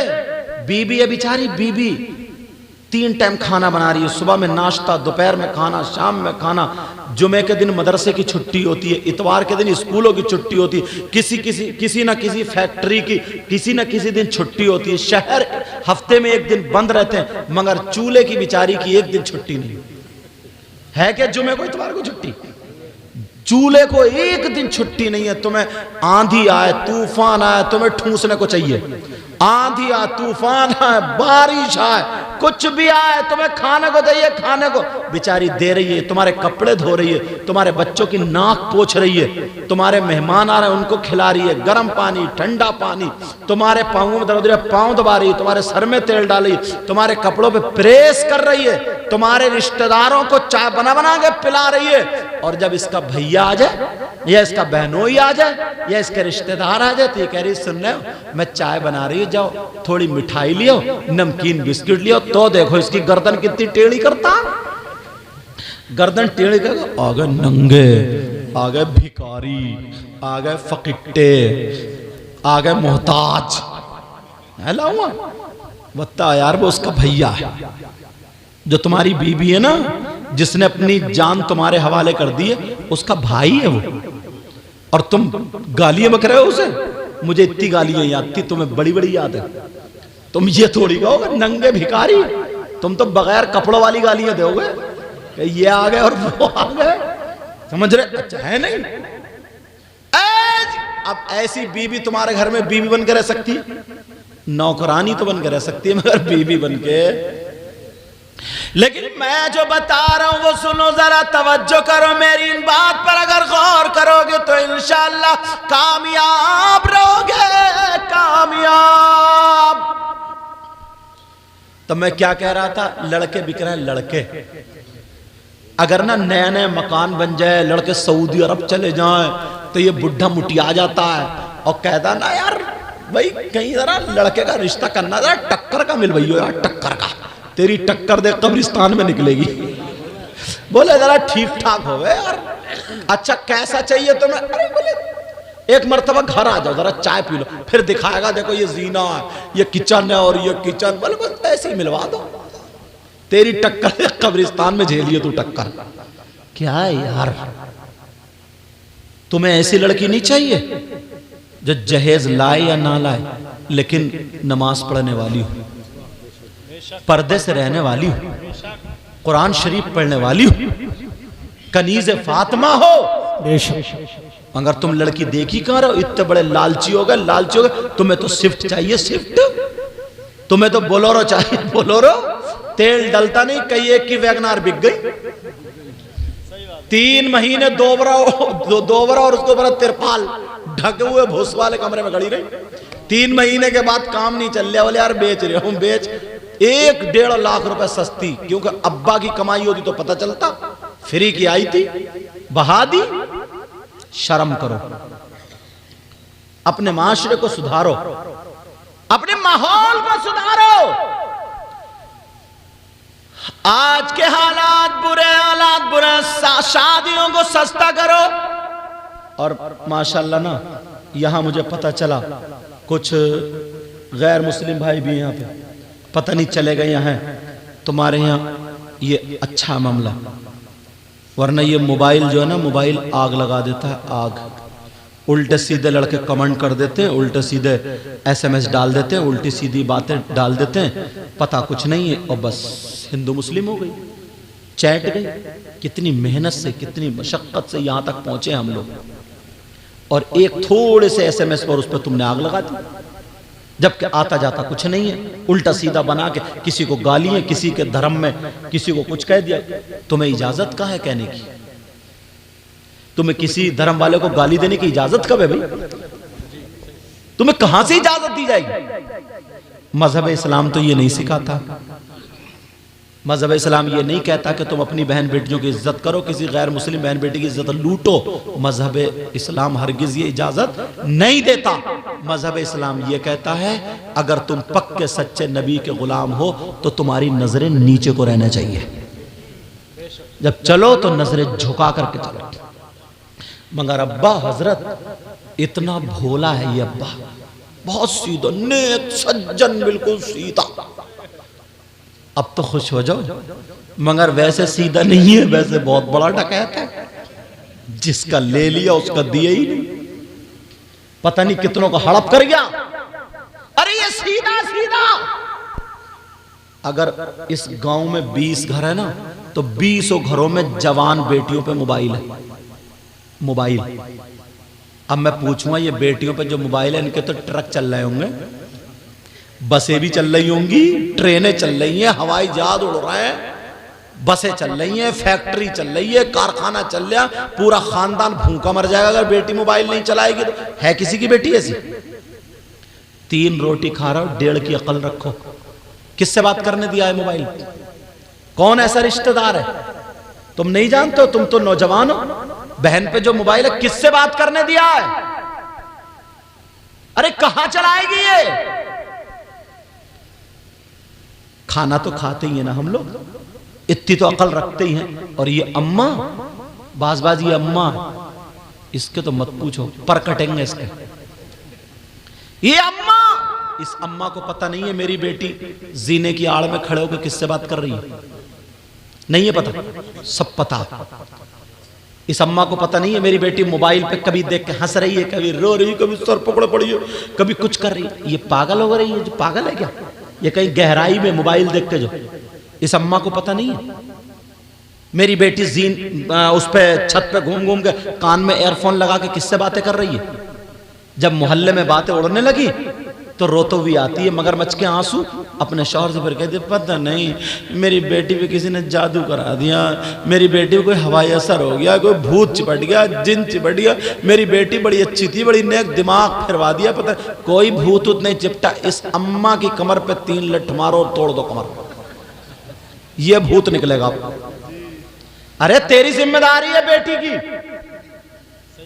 कोई मुफ्ती साहब दुपट्टा नहीं उड़ाएंगे, कोई पीर साहब नहीं उड़ाएंगे, कोई आलिम साहब। अल्लाह फरमाता है, या अय्युहल्लज़ीना आमनू कू अनफुसकुम व अहलीकुम नारा, ऐ ईमान वालों, अपने आप को और अपने घर वालों को जहन्नम की आग से बचाओ। बचा रहे कुछ लफंगे लड़के ऐसे बाल कर लिए सही के कांटे खड़े हैं। यहां कट यहां, और अब तो इतना बेहुदा, भवों में कट, यहां भवों में, समझे, पैंट निकली जा रही है, कूलों पे गोश्त है नहीं, नेकर दिख रहा है जैसे सड़ा हुआ ग्रीस, समझे, जिधर को निकल रहे बदबू में छोड़ रहे आप, गाल गड्ढे में बैठ गए, आंखें तैरा रही हैं, और उचक्का शादियों में, ब्याह में, छतों पे झांकते बैठ रहे हैं, छतों पे। घर में तेरी अम्मा नहीं है, घर में बहन नहीं है, बेटी नहीं है, दूसरे की बहन बेटी की जैसे इज्जत है, वैसे तेरी अम्मा बहन की इज्जत है, वैसे दूसरे की भी इज्जत है। होश में आओ, बेटियों से मोबाइल ले लो। ये तो मोबाइल का दौर है, मगर सुनो, ये 14 साल की 15 साल की बच्चे जो मोबाइल चला रही है, मुझे एक वाकया याद आ गया। उस वक्त शुरू में टीवी चली थी, जबकि बात है लाहौर के करीब एक गांव की बात है। उस वक्त हिंदुस्तान और पाकिस्तान नहीं बना था, तब की बात जरा सुनो। अल्लाह अल्लाह, मामला ये, एक औरत थी, उसकी इकलौती बेटी थी, बड़ी शरीफ थी, 5 वक्त की नमाज पढ़ती थी, कुरान शरीफ पढ़ती थी, मगर जुमे का दिन था, कुरान शरीफ पढ़ रही है, वो भी 16वां सिपारा, जुमे का दिन और 16वां सिपारा पढ़ रही, लड़की पढ़ती थी जुमे के दिन, 16वां सिपारा पढ़ रही है। इतने में आधा सिपारा तकरीबन हो गया, उसकी सहेली आई और आते ही उसके गले में हाथ डालकर चिपट गई और कहने लगी, सुन, मेरे घर में टीवी है, बड़े बड़े अच्छे गाने आ रहे हैं, मैं तुझे बुलाने आया। वो लड़की कहने लगी, देख मैं कैसे जाऊं, मैं कुरान शरीफ पढ़ रही हूं, मैं नहीं जा सकती, मेरा भी आधा सिपारा हुआ है।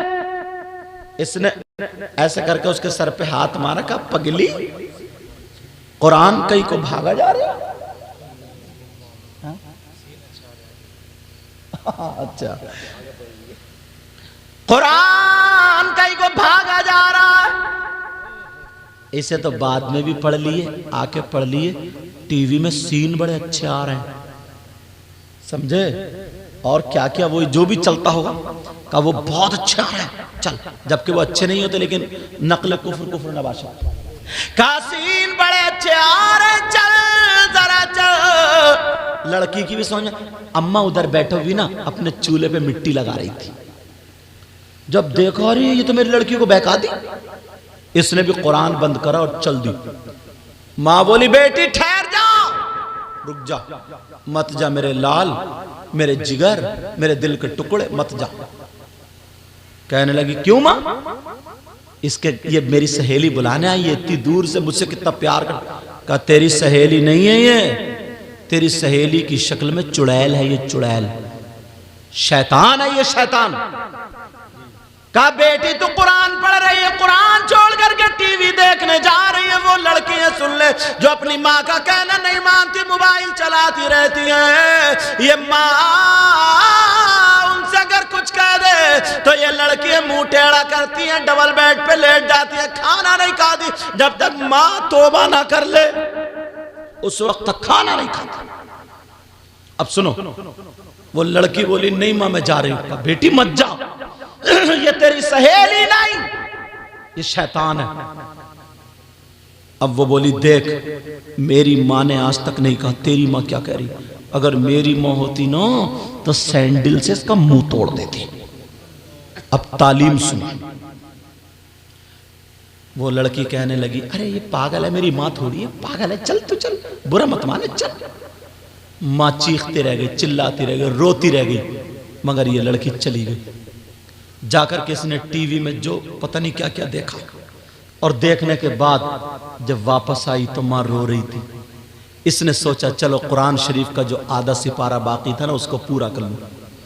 लेकिन लड़की ने जैसे ही कुरान पे हाथ लगाना चाहा, अल्लाह ने कहा, नहीं, अब तू हाथ नहीं लगा सकती, तूने कुरान को छोड़ा, शैतान को पसंद किया, माँ का कहना नहीं माना, सहेली के साथ गई, तुझे कुरान को हाथ लगाने नहीं दिया जाएगा।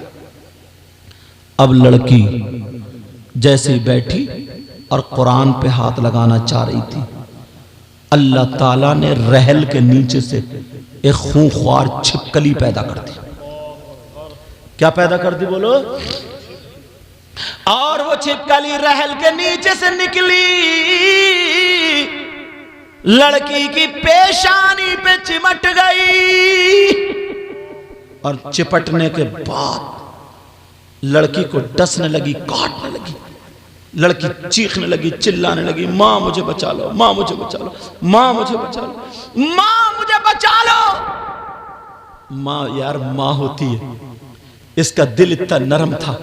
अभी इसने माँ का दिल दुखाया, अभी इसने माँ की एक ना सुनी। माँ को पागल बता के चली गई कि मेरी माँ पागल है, लेकिन चीख रही है, चिल्ला रही है, कह रही है माँ मुझे बचा लो, माँ मुझे बचा लो। माँ चिमटा लेकर के दौड़ी, कहा मेरी बेटी मैं आ रही, मेरी बेटी मैं आ रही। अगर छिपकली होती तो माँ छोड़ा देती, ये तो छिपकली की शक्ल में अल्लाह का अजाब था। वो जब माँ चिमटा लेकर के आई तो अब एक छिपकली नहीं, अल्लाह की कुदरत से पूरे तख्त पे छिपकली छिपकली। ओ बच्चियों, जो तुम माँ का कहना नहीं मानती हो, सुन लेना आज कान खोल कर, मेरी बच्ची माँ का कहना कभी मत डालना। अब वो लड़की चीख रही है, चिल्ला रही है, माँ ने जैसे चिमटा के बढ़ा, उसके पूरे जिस्म पर छिपकली छिपकली, उसके गालों पे छिपकली, माथे पे छिपकली, पूरे जिस्म पे छिपकली। लड़की रो रही, माँ मुझे बचा लो, और छिपकलियां नोच नोच के उस लड़की को खा रही है, जहर चढ़ा रही है, डस रही है, काट रही है। वो लड़की रो रही है, माँ मुझे बचा लो, माँ मुझे बचा लो। और माँ भी रोने लगी, मेरे लाल मैं क्या करूं, पूरे जिस्म पे छिपकली छिपकली। लड़की घंटों तड़पती रही, मोहल्ले में चीखो पुकार की आवाज पड़ी, मोहल्ले वाले आ गए। लड़की कहने लगी भैया मुझे बचा लो, चाचा मुझे बचा लो, मामा मुझे बचा लो, ताया मुझे बचा लो, अगर छिपकली हो तो बचा ले, ये तो अल्लाह की तरफ से अजाब है अजाब। लड़की घंटों तड़पती रही, चीखती रही, चिल्लाती रही। अब लड़की का जिस्म फूलने लगा, लड़की का जिस्म सूज गया, लड़की का जिस्म नीला पड़ गया। वो माथे वाली छिपकली ने काटा, लड़की मर गई। अल्लाह, लड़की का इंतकाल हो गया। मैं तुमसे हाथ जोड़ के कह के जाऊंगा, कभी भी माँ बाप का कहना मत टालना। मेरे बच्चों, माँ बाप को तकलीफ मत देना। इन कमेटी वालों को मुबारकबाद लायक है, ये मुबारकबाद के लायक है। इन्होंने ये जलसा किया, इतनी मेहनतें काविश की, और मुझ जैसा गुनाहगार आया, मगर चाहता हूं पैगाम दे करके चला जाऊं। तुम्हें अल्लाह रसूल का वास्ता, कभी भी माँ बाप को, बच्चों ठीक है बेटा, कभी भी माँ बाप को तकलीफ मत देना। अगर अल्लाह नाराज हो गया ना तो कहीं के नहीं रहेंगे। हमने बड़े बड़े मौलवी, बड़े बड़े मुफ्ती, बड़े बड़े मुत्तकी परहेजगार वो देखे, अगर उनके माँ बाप उनसे नाराज है तो अल्लाह ने उन्हें जमीन में धंसा दिया, जमीन में। और अनपढ़ से अनपढ़, जाहिल से जाहिल माँ बाप की इज्जत करने वाले नोटों में खेलते हैं, कामयाब नजर आते हैं। वो लड़की मर गई, जनाजे पे छिपकली, कैसे गुस्ल दें, कैसे कफन। कहीं से गानों की आवाज आई, छिपकली गायब, आवाज खत्म, छिपकली फिर आ गई। लोग समझ गए क्या करें, ऐसे ऐसे मामला था। मुसलमान की बच्ची का जनाजा था, कुरान शरीफ पढ़ा जाता, कुरान की तिलावत होती, मगर उसने माँ का कहना नहीं माना। अल्लाह नाराज हो गया, कुरान को छोड़ के चली गई, अल्लाह गजब में आ गया। अब उसके जनाजे पे टीवी चल रही, तो उसको गुस्ल दिया गया, कपड़े पहनाए गए, कफन।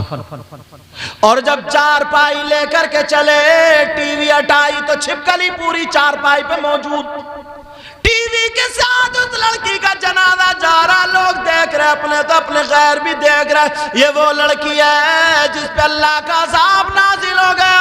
ओ मेरी बहनों, बच्ची, अगर तुम्हारी माँ तुम्हें डांटे तो पलट के जवाब मत देना, तुम सर झुका करके माँ की सुन लेना और माँ के हाथ चूमना, माँ का कहना मानना, तो तुम्हारी दुनिया भी कामयाब, आखिरत भी कामयाब। कुछ बच्चियां माँ बाप का कहना नहीं मानती हैं। ओ मेरे भाई सुनो सुनो, उस लड़की को टीवी के साथ कब्रिस्तान ले जाया गया। मुसलमान की बच्ची टीवी हटाई तो फिर छिपकली आ जाए, टीवी के साथ कब्र में उतार दिया, मजबूरी। टीवी के साथ उतारा, लोग थू थू थू थू कर रहे हैं, 40-50 कदम मिट्टी देके वापस पलटे, कब्र ऐसी फटी, धमाका हुआ, टीवी के टुकड़े होके बाहर गिरी। फिर जाके देखा तो कब्र फिर सही हो गई। सब लोग अपने घर चले गए, डर गए, दहशत थी। अब दहशत। अब हुआ यूं, शाम को जब वो उसकी मां सोई, रोती रोती रोती रोती सो गई। जैसे ही सोई तो वो लड़की अपनी मां के ख्वाब में आ गई और कहने लगी, मां मैं जिंदा हूं, मुझे निकालो। मां मैं मरी नहीं हूं, मैं जिंदा हूं, मुझे निकालो। मां मेरी कब्र में सांप और बिच्छू है, मेरी कब्र में आग भर दी गई है। ओ बच्चियों बच्चे सुन लो जो माँ बाप का कहना नहीं मानते, मां मेरी कब्र में सांप और बिच्छू है, मैं जिंदा हूं, मुझे निकालो। मां पसीने पसीने, आंख खुली, शौहर को बताया। शौहर ने कहा नहीं, अकेली बेटी थी तो मोहब्बत करती थी, इस वजह से ख्याल ख्वाब में बदल गया। आ मेरे पास लेट जाओ। जब लेटी पास में, अब वो बाप के ख्वाब में आ गई, अब्बा मैं जिंदा हूं, मुझे निकाल लो। अब्बा मेरी कब्र में सांप और बिच्छू है, मेरी कब्र को आग से भर दिया, मैं बहुत तकलीफ में, मरी नहीं हूं, मरी नहीं हूं, मुझे निकाल। अब्बा भी परेशान। इमाम साहब को बताया, उनको भी ख्वाब, हाजी साहब को ख्वाब, नमाजी अच्छे अच्छे लोग, अब पूरे गांव के ख्वाब में। 7 दिन गुजर गए, रिसाले में था 7 दिन गुजर गए, लोग परेशान, नींद हराम। कहा वैसे भी तो मरी ना, चलो कब्र खोल के देखते, कब्र खोल के देखते। अब जब पहुंचे, अल्लाह, जैसे ही पहुंचे तो इमाम साहब ने 4 आदमियों को ऐसों को लगाया जो कम डरने वाले थे, दिल वाले थे।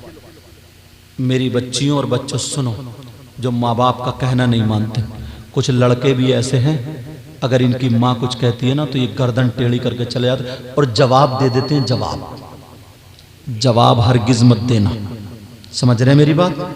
तुम्हें क्या पता इस माँ ने कितनी तकलीफें उठाई। ये बाप हीरो था, हीरो, इसका लाल खून काला हो गया कमाते कमाते। अब तो इतनी सारे आशाइश हैं, इन्होंने कस्सी चलाई, फावड़े चलाए, मजदूरी चलाई, भैंस पाली, तब जाके तुम्हें पाला। और आज तुम इनकी कदर नहीं जानते हो। तुम्हारे पेट में एक रात अगर पथरी का दर्द हो जाए तो रात भर तुम्हें बर्दाश्त नहीं। इसने 9 महीने तुम्हें पेट में रखा, तुम्हारी माँ ने 9 महीने। एक दिन नहीं होता, 9 महीने बहुत होते हैं। उसे संभल के खाना नहीं खाया जा रहा, पानी नहीं पिया जा रहा, संभल के लेट नहीं सकती, संभल के लच नहीं सकती, बैठ नहीं। ये माँ है, माँ। नबी के ज़माने में एक शख्स ने अपनी माँ को 7 मरतबा या 9 मरतबा कांधे पे बिठा के हज कराया, वो भी पैदल 300 मील की दूरी पर, इतने गर्म रेत पर और रास्ते पर अगर गोश्त की बोटी डाल दो तो भुन के कबाब बन जाए। इतने गर्म, पाँवों में छाले पड़ गए, सब में चर्चा हो गया, ये इसने अपनी माँ का हक अदा कर दिया, बड़ा नेक, बड़ा अच्छा, माँ का हक अदा कर दिया, माँ का हक। नबी के पास जब गया तो नबी ने फरमाया तुमने कौन सा ऐसा काम किया जो माँ का हक अदा हो गया? तो वो कहने लगा, आका मैंने 7 या 9 मरतबा अपनी माँ को हज कराया, कांधे पे पैदल बिठा करके। तो मेरे नबी ने फरमाया, हक की बात कर रहे हो? जब तुम पैदा हुए थे तुम्हारी माँ मौत और जिंदगी के दरमियान थी। जब तुम माँ के पेट से बाहर आए थे तो तुम्हारी माँ को ऐसा झटका लगा था, उस एक झटके का भी हक अदा नहीं हुआ। और 9 महीने पेट में रखा। अगर इसी पे बयान करने आ जाओ ना तो आप कान पकड़ जाओ। एक झटके का हक अदा नहीं हुआ, एक झटके का।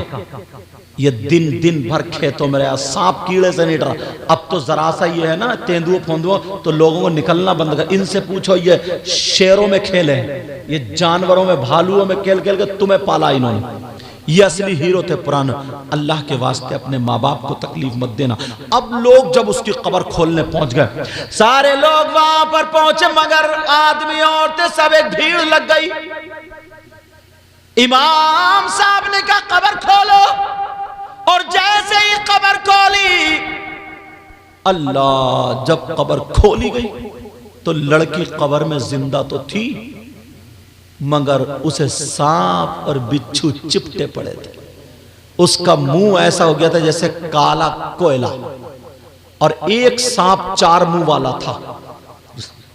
गर्दन से लपेटा लगा के, कमर में लपेटा लगा के, पांवों पे लपेटा लगा के, एक मुंह यहां पे लगाए हुए था, दूसरा मुंह दूसरे पांव के तलुए पे, और ऊपर वाले मुंह से नाक के नथने पकड़े था, और एक से जबान की जड़ें। और लड़की ऐसे तड़प रही थी जैसे बिजली का करंट लगता हो। लोगों की चीख निकल गई, लोग औरतें कई बेहोश हो गई, कुछ भाग पड़े, सारे लोग डर गए, कब्र बंद करो। मगर यही इमाम जिसकी लोग बुराई करते, जरा देखो, इनकी आंखों में आंसू तो आ गए, मगर साथ में नबी भी याद आ गए। ये पीछे नहीं हटे, ये कब्र के आगे चले गए, इन्हें याद आ गया। नबी ने फरमाया अगर कहीं अज़ाब नाजिल हो तो अजान पढ़ो, कहीं तूफान आए तो अजान पढ़ो, कहीं बारिश ज्यादा हो तो अजान पढ़ो, आसमान से आफतें बलाएं नाजिल हो तो अजान पढ़ो, हवाएं तेज चले तो अजान पढ़ो, कोई भी मुसीबत आए तो अजान पढ़ो, जिन्नात घर में आ जाए तो अजान पढ़ो, बीमारियां तो अजान पढ़ो। यही इमाम को याद आ गया। इस इमाम ने अपनी आंखों को बंद कर लिया। बंद करने के बाद अपने कानों में उंगली लगाई और पूरी ताकत से अजान पढ़ने लगा।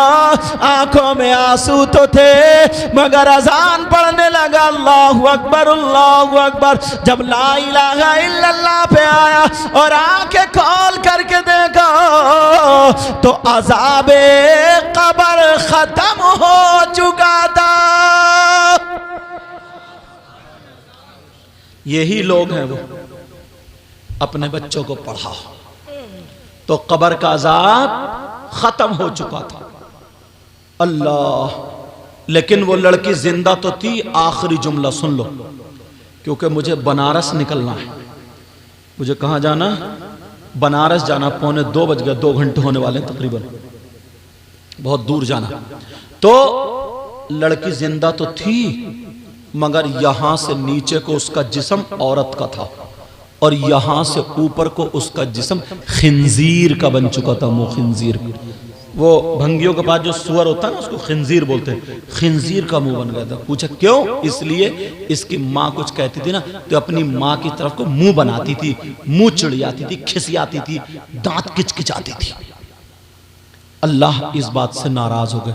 तो जो बच्चियां अपनी माँ को आंखें दिखाती हैं, माँ को मुंह बनाती हैं, माँ के सामने दांत पीसती हैं, किचकिचाती हैं, मैं उनसे हाथ जोड़ के कहूँगा, भाइयों आपसे भी हाथ जोड़ के कहूँगा, नबी ने फरमाया 3 लोग ऐसे हैं जिनकी कोई इबादत काबिल कबूल नहीं। नंबर 1 माँ बाप का नाफरमान, दूसरा वह मन्नान, एहसान करके एहसान जताने वाला, तीसरा वह मुकज़्ज़िबुन बिक़द्र, तकदीर को झुटलाने वाला।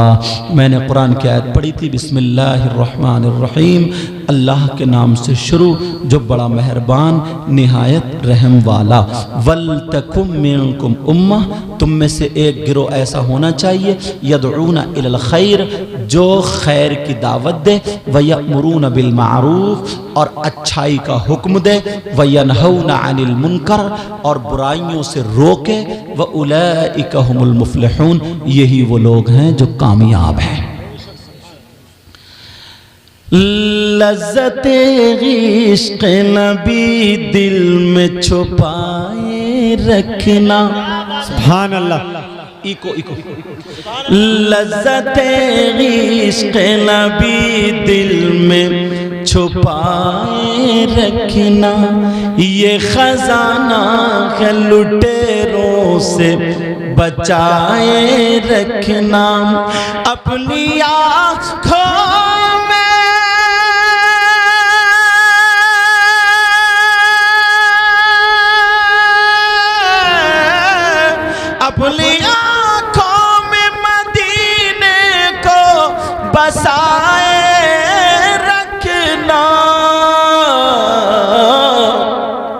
और याद सरकार को सीने से लगाए रखना, सुभान अल्लाह, लगाए रखना।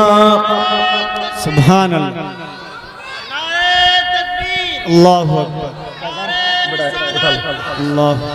एक जिंदाबाद, जिंदाबाद। एक शेर मुझे भी पसंद है, पढ़ दूं जी। आज जाहिल भी है आलिम कल बादा ओढ़े, आज जाहिल भी है आलिम कल बादा ओढ़े। बोलो ना सुभान अल्लाह। आज जाहिल भी है, आज जाहिल भी है आलिम का लिबादा ओढ़े। ऐसे मुल्लाओं से ईमान बचाए रखना, नारे तकबीर। ऐसे मुल्लाओं से ईमान बचाए रखना। ये खजाना लुटेरों से बचाए रखना। अपनी आँखों में मदीने को बसाए रखना। तेरे सजदों को भी मिल जाएगी मेराज वफा। बोलो या रसूल अल्लाह, या रसूल अल्लाह। तेरे सजदों का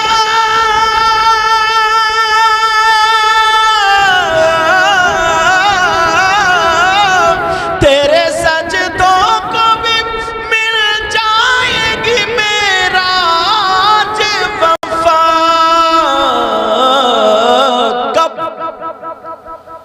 सर झुकाना, सर झुकाना तो जरा दिल भी झुकाए रखना। सुभान अल्लाह। ये खजाना है लुटेरों से। एक शेर पढ़ता हूँ हजरत, और वो भी सैयद साहब का, सैयद मुजफ्फर में, पूरा साल याद रखो, पढ़ दूं कौन को। अगर ये शेर भी तुम्हें एक साल याद नहीं रहा तो समझो तो 5वां क्लास फेल, और नहीं यूकेजी एलकेजी में फेल। बताऊं पढ़ूं शेर? सुन रहा, इसी लहजे में पढ़ूंगा। कौन कहता है, कौन कहता है कि लफ्जों का खजीना लिख दो। हाँ, कौन कहता है कि लफ्जों का खजीना लिख दो। कौन कहता है कि लफ्जों का खजीना लिख दो। बोलो ना कौन कहता है,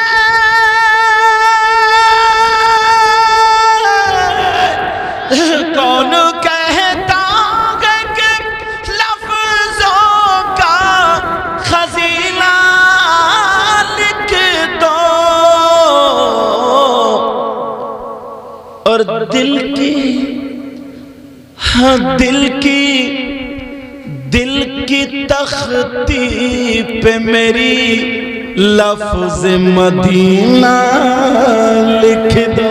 सुभान अल्लाह, सुभान अल्लाह, बहुत खूब। दिल की तख्ती पे मेरी लफ्ज मदीना।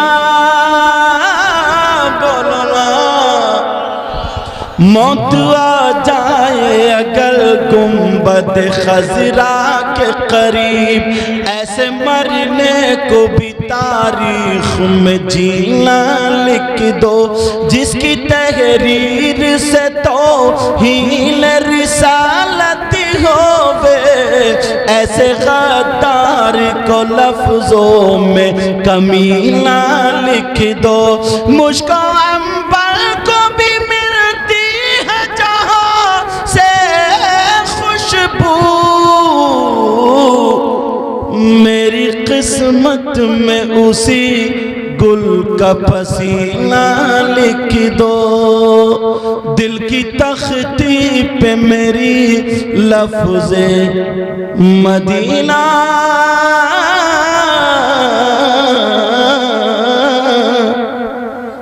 मदीना, मदीना, मदीना लिख दो। इसमें जो गलती हो गई हो सबको गवाह बना करके तौबा करता हूँ। आप लोग भी तौबा कीजिए, पढ़िए अस्तगफिरुल्लाह रब्बी मिन कुल्ली ज़ंबि व अतूबु इलैह। कलमा शरीफ पढ़े ला इलाहा इल्लल्लाह मुहम्मदुर रसूलुल्लाह सल्लल्लाहु अलैहि वसल्लम।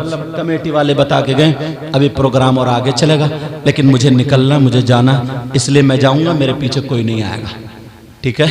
मैं जाऊंगा, बस एक आध कमेटी वाला मेरे साथ जाएगा, वो भी इजाजत वाले, समझ गए होगा आप। बहरहाल चलो, अल्लाह ताला सलामत रखे आपको। मैं आपके लिए दुआएं पहले ही कर देता हूँ।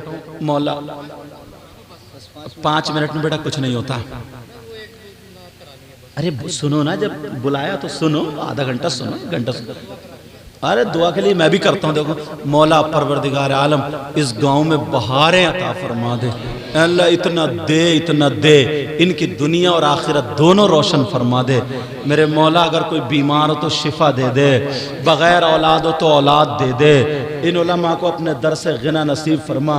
हमारे बुजुर्ग मौला इनकी उम्र में इज्जत में बरकतें अता फरमा। कमेटी वालों की तमाम मेहनतों को कबूल फरमा, इनकी नस्लों को शादो आबाद फरमा। जो मेहमान हजरात हैं उनके घरों में भी बरकतें अता फरमा। अस्सलामु अलैकुम व रहमतुल्लाहि व बरकातुहू।